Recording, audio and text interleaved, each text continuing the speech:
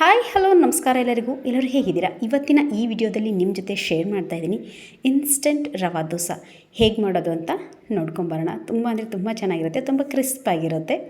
ಮೊದಲಿಗೆ ಒಂದು ಜಾರ್ ತೊಗೊಂಡಿದ್ದೀನಿ. ಜಾರ್ಗೆ ನಾನಿಲ್ಲಿ 1 ಕಪ್ ಆಗೋಷ್ಟು ನಾನಿಲ್ಲಿ ರವೆ ತೊಗೊಂಡಿದ್ದೀನಿ. ಸಣ್ಣ ರವೆ ಅಂತಾರಲ್ಲ ಆ ರವೆನ ತೊಗೊಂಡಿದ್ದೀನಿ. ಇದಕ್ಕೆ 2ರಿಂದ 3 ಸ್ಪೂನ್ ಆಗುವಷ್ಟು ನಾನಿಲ್ಲಿ ಕಡಲೆ ಹಿಟ್ಟು ತೊಗೊಂಡಿದ್ದೀನಿ. ಹುರುಗಡಲೆ ಹಿಟ್ಟಲ್ಲ, ಇದು ಕಡಲೆಬೇಳೆ ಹಿಟ್ಟು. ಇಲ್ಲಿ 4 ಸ್ಪೂನಷ್ಟು ನಾನಿಲ್ಲಿ ಮೈದಾ ಹಿಟ್ಟು ತೊಗೊಂಡಿದ್ದೀನಿ. ಇದಿಷ್ಟನ್ನು ಒಂದು ಸಲ ಮಿಕ್ಸ್ ಮಾಡ್ಕೊಳ್ಳೋಣ. ಮಿಕ್ಸ್ ಮಾಡಿ ಇದಕ್ಕೆ ರುಚಿಗೆ ತಕ್ಕಷ್ಟು ಉಪ್ಪು ಹಾಕೋಣ. ನೈಸ್ ಉಪ್ಪು ಹಾಕ್ತಾಯಿದ್ದೀನಿ. ನಾನಿಲ್ಲಿ 1.5 ಸ್ಪೂನಷ್ಟು ಉಪ್ಪು ಹಾಕ್ತಾಯಿದ್ದೀನಿ. ಹೆಚ್ಚು ಕಡಿಮೆ ಆದರೆ ನೀವು ನೋಡಿ ಹಾಕಿ. ರುಚಿಗೆ ತಕ್ಕಷ್ಟು ಉಪ್ಪು ಹಾಕಿ ಇವಾಗ ಇದನ್ನು ನುಣ್ಣಗೆ ಗ್ರೈಂಡ್ ಮಾಡ್ಕೊಂಬೇಡ. ಸ್ವಲ್ಪ ಇದು ಪೌಡರ್ ರವೆ ಇರುತ್ತಲ್ಲ, ಇದು ಫುಲ್ಲು ನುಣ್ಣಗೆ ಪೌಡರ್ ಥರ ಆಗಬೇಕು. ಅಲ್ಲಿವರೆಗೆ ಇದನ್ನು ನುಣ್ಣಗೆ ಗ್ರೈಂಡ್ ಮಾಡ್ಕೊಂಡು ಬಂದುಬಿಡೋಣ.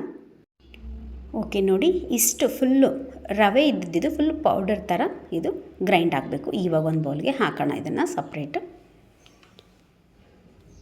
ಯಾವ ಬೌಲಿಂದ ನಾನು ರವೆ ತೊಗೊಂಡಿದ್ದು ಅದೇ ಬೌಲಿಂದ ನೀವು ಹುಳಿ ಮೊಸರು ಆಗ್ಬೋದು ಅಥವಾ ಸಪ್ಪೆ ಮೊಸರು ಯಾವುದಾದ್ರೂ ಓಕೆ, ಪಾಕೆಟ್ ಮೊಸರು ಯಾವುದಾದ್ರೂ, ಯಾವ ಬೌಲಿಂದ ನಾನು ರವೆ ತೊಗೊಂಡಿದ್ದು ಅದೇ ಬೌಲಿಂದ ಅರ್ಧ ಕಪ್ಪಷ್ಟು ನಾನಿಲ್ಲಿ ಮೊಸರು ಹಾಕ್ತಾಯಿದ್ದೀನಿ.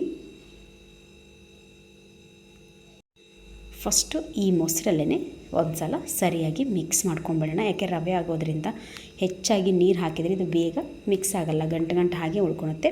ಅದಕ್ಕೋಸ್ಕರ ಓಕೆ, ನೋಡಿ ಯಾವ ಕಪ್ಪಿಂದ ರವೆ ತೊಗೊಂಡಿದ್ದೋ ಅದೇ ಕಪ್ಪಿಂದ ನಾನು ನೀರು ಹಾಕ್ತಾಯಿದ್ದೀನಿ. ರವೆ ತೊಗೊಂಡ್ರಿಂದ 1 ಕಪ್ಪಷ್ಟು ನೀರು ಇದಕ್ಕೆ ಮ್ಯಾಕ್ಸಿಮಮ್, ಇನ್ನೂ ಸ್ವಲ್ಪ 1-2 ಸ್ಪೂನಷ್ಟು ಉಳಿಯುತ್ತೆ, ಬಟ್ ಮ್ಯಾಕ್ಸಿಮಮ್ 1 ಕಪ್ಪಷ್ಟು ನಾನಿಲ್ಲಿ ನೀರು ಹಾಕ್ತಾಯಿದ್ದೀನಿ. ಓಕೆ, ಚೆನ್ನಾಗಿ ಸ್ಪೂನಿಂದ ಮಿಕ್ಸ್ ಮಾಡೋಣ. ನಿಮ್ಮ ಹತ್ರ ಬ್ಲೆಂಡರ್ ಇದ್ದರೆ ಬ್ಲೆಂಡರಿಂದ ಸಹ ಈ ಥರ ಚೆನ್ನಾಗಿ ಮಿಕ್ಸ್ ಮಾಡ್ಬೋದು. ಸ್ವಲ್ಪ ಬೇಗ ಆಗುತ್ತೆ. ಸ್ಪೂನಿಂದ ಆದರೆ ಸ್ವಲ್ಪ ನಿಧಾನಕ್ಕೆ, ಇದು ನುಚ್ಚಾಗಿರೋದ್ರಿಂದ ಬೇಗ ಮಿಕ್ಸ್ ಆಗೋಲ್ಲ. ಹಾಗಾಗಿ ಬ್ಲೆಂಡರಿಂದ ಸ್ವಲ್ಪ ಚೆನ್ನಾಗಿ ಇದನ್ನು ಮಿಕ್ಸ್ ಮಾಡ್ಕೊಳ್ಳೋಣ. ಸ್ವಲ್ಪ ಒಮ್ಮೆಲೆ ನೀರು ಹಾಕಿದರೆ ನಿಮಗೆ ಅದು ಗಂಟು ತುಂಬ ಹೊತ್ತು ಟೈಮ್ ತೊಗೊಳುತ್ತೆ. ಹಾಗಾಗಿ ಸ್ವಲ್ಪನೇ ನೀರು ಹಾಕ್ತಾ ಮಿಕ್ಸ್ ಮಾಡಿದರೆ ಇದು ಸ್ವಲ್ಪ ಬೇಗ ಆಗುತ್ತೆ. ಸ್ವಲ್ಪ ನೀರು ಹಾಕ್ತಾ ಇದನ್ನು ಮಿಕ್ಸ್ ಮಾಡ್ಕೊಳ್ಳೋಣ. ಒಮ್ಮೆಲೆ ಇವಾಗ ನೋಡಿ ಫುಲ್ಲು ಒಮ್ಮೆಲೆ ನೀರು ಹಾಕೋದೇನು ಬೇಡ, ನೋಡ್ಕೊಂಡು ನೀರು ಹಾಕೋಣ. ಖಂಡಿತ ಈ ಶ್ರಾವಣದಲ್ಲಿ ಸೋಮವಾರ, ಶುಕ್ರವಾರ, ಮಂಗಳವಾರ, ಶನಿವಾರ ಅಂತ ನಾವೆಲ್ಲ ಸ್ವಲ್ಪ ರೊಟ್ಟಿ ಮಾಡೋದಿರೋದು, ಆ ಟೈಮಲ್ಲಿ ಖಂಡಿತ ಇದು ಯೂಸ್ಫುಲ್ ಆಗುತ್ತೆ. ಇನ್ಸ್ಟಂಟ್ ದೋಸೆ ತುಂಬ ಅಂದರೆ ತುಂಬ ಚೆನ್ನಾಗಾಗುತ್ತೆ. ಅದರಲ್ಲೂ ಕ್ವಿಕ್ಕಾಗುತ್ತೆ, ಅದು ಮೇಯ್ನು. ಒಂದು 15 ನಿಮಿಷದಲ್ಲಿ ಇದು ದೋಸೆ ರೆಡಿ ಆಗುತ್ತೆ. ಓಕೆ, ನೋಡಿ ಇವಾಗ ಕಂಪ್ಲೀಟ್ ಇದು ಫುಲ್ಲು ಮಿಕ್ಸ್ ಆಗಿದೆ. ಚೆನ್ನಾಗಿ ಒಂದು ಸಲ ಮಿಕ್ಸ್ ಕೊಡೋಣ. ಇವಾಗ ನೋಡೋಣ ಎಷ್ಟು ನೀರು ತೊಗೊಳುತ್ತೆ ಇದು ಅಂತ. ಸೇಮ್ ದೋಸೆ ಬ್ಯಾಟರ್ ನಾವೆಲ್ಲ ಅಕ್ಕಿ ದೋಸೆಗೆಲ್ಲ ಯಾವ ರೀತಿ ನಾವು ಹಿಟ್ಟನ್ನ ರೆಡಿ ಮಾಡ್ತೀವೋ ಅದೇ ಒಂದು ಹದದಲ್ಲಿದ್ದರೆ ಸಾಕು. ನೋಡಿ ಅಷ್ಟೊಂದು ನೀರಿನ್ನು ನನಗೆ ಉಳಿದಿದೆ. ಇದಿಷ್ಟು ಕರೆಕ್ಟಾಗಿದೆ. ಇದನ್ನು ಒಂದು 15 ನಿಮಿಷ ಇಟ್ಬಿಡೋಣ, ನೆನೆಯಲಿ ಇದು ಚೆನ್ನಾಗಿ.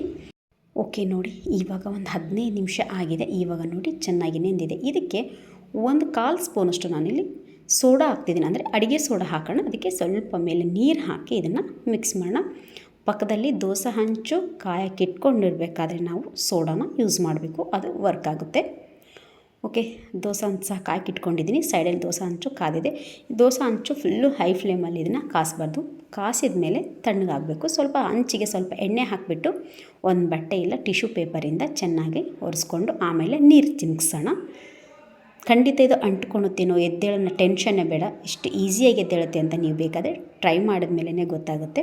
ಇವಾಗ ಸ್ವಲ್ಪ ನೀರು ಚಿಮ್ಕಿಸ್ಬಿಟ್ಟು ಸ್ವಲ್ಪ ಹಂಚು, ಕಾದಿರೋ ಹಂಚನ್ನ ತಣ್ಣಗೆ ಮಾಡಿಕೊಂಡು ಇವಾಗ ಮಾಡಿಟ್ಕೊಂಡಿರೋ ಹಿಟ್ಟನ್ನ ಇದ್ರ ಮೇಲೆ ಹಾಕೋಣ.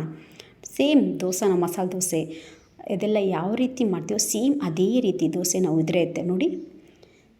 ಎಷ್ಟು ಚೆನ್ನಾಗಿ, ಎಷ್ಟು ತೆಳ್ಳಗೆ ಬರುತ್ತೆ ಅಂದರೆ ನೀವು ಎಷ್ಟು ದೊಡ್ಡದಾದರೂ ಮಾಡ್ಕೋಬೋದು, ಸಖತ್ತಾಗಿ ಬರುತ್ತೆ. ಸ್ವಲ್ಪ ಒಂದು 10 ಸೆಕೆಂಡ್ ಆದಮೇಲೆ ಇದಕ್ಕೆ ನಾವು ಎಣ್ಣೆ ಬಿಡೋಣ. ಇಲ್ಲಿ ತುಪ್ಪ, ಬೆಣ್ಣೆ ಯಾವುದಾದ್ರೂ ಬಿಟ್ಟರೆ ಆಯಿತು.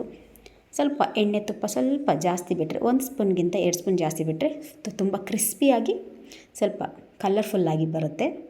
ಬೆನಿಯೋಕ್ಕೆ ಕೂಡ ಟೈಮ್ ತೊಗೊಳಲ್ಲ. ನಾರ್ಮಲ್ ದೋಸೆ ಮಾಡೋ ಮಸಾಲೆ ದೋಸೆಗೆಲ್ಲ ಜಸ್ಟ್ ಯಾವ ರೀತಿ ಬೇಗ ಆಗುತ್ತೆ ನೋಡಿ, ಅದು ಎಷ್ಟೇ ಟೈಮ್ ತೊಗೊಳುತ್ತೆ. ನೋಡಿ ಎಷ್ಟು ಈಸಿಯಾಗಿ ಎದ್ದೇಳ್ತಿದೆ ನೋಡಿ, ಎಷ್ಟು ಚೆನ್ನಾಗಿ ಒಳ್ಳೆ ಕಲರ್ಫುಲ್ಲಾಗಿ ತುಂಬ ಕ್ರಿಸ್ಪಿಯಾಗಿ ಬರುತ್ತೆ. ಖಂಡಿತ ಒಂದು ಸಲ ನೀವು ಟ್ರೈ ಮಾಡಿ ನೋಡಿ, ಸಖತ್ತಾಗಿದೆ. ಅದ್ರ ಮೇಲೆ ಪುಡಿ ಹಾಕ್ಕೊಂಡು ತಿನ್ಬೋದು. ಇವತ್ತಿನ ಈ ಇನ್ಸ್ಟೆಂಟ್ ದೋಸೆ ರೆಸಿಪಿ ನಿಮಗೆಲ್ಲರಿಗೂ ಇಷ್ಟ ಆಗಿದೆ ಅಂತ ಅಂದ್ಕೊಂಡಿದ್ದೀನಿ. ಪ್ಲೀಸ್ ಲೈಕ್ ಮಾಡಿ. ಹಾಗೆ ಯಾರೆಲ್ಲ ನನ್ನ ಚಾನಲ್ನ ಸಬ್ಸ್ಕ್ರೈಬ್ ಮಾಡದೆ ನೋಡ್ತಾ ಇದ್ದೀರೋ ಪ್ಲೀಸ್ ಸಬ್ಸ್ಕ್ರೈಬ್ ಮಾಡ್ಕೊಂಡು ನೋಡಿ. ಹಾಗೆ ನಿಮ್ಮ ಫ್ರೆಂಡ್ಸ್ ಆ್ಯಂಡ್ ಫ್ಯಾಮಿಲಿಗೂ ಸಹ ಶೇರ್ ಮಾಡಿ. ಖಂಡಿತ ನಾನು ತೊಗೊಂಡಿರುವಂಥ 1 ಕಪ್ಪು ರವೆಯಲ್ಲಿ ನನಗೆ ಏನಿಲ್ಲ ಅಂದರೂ 15 ದೋಸೆ ಆಗಿದೆ. ನಿಮಗೆ ಕಡಿಮೆ ಕ್ವಾಂಟಿಟಿ ಬೇಕು ಅಂದರೆ ಕಡಿಮೆ ಕಪ್ಪಲ್ಲಿ ತೊಗೊಳ್ಳಿ, ಜಾಸ್ತಿ ಕ್ವಾಂಟಿಟಿ ಬೇಕಂದರೆ ದೊಡ್ಡ ಕಪ್ಪಲ್ಲಿ ತೊಗೊಳ್ಳಿ. Thank you.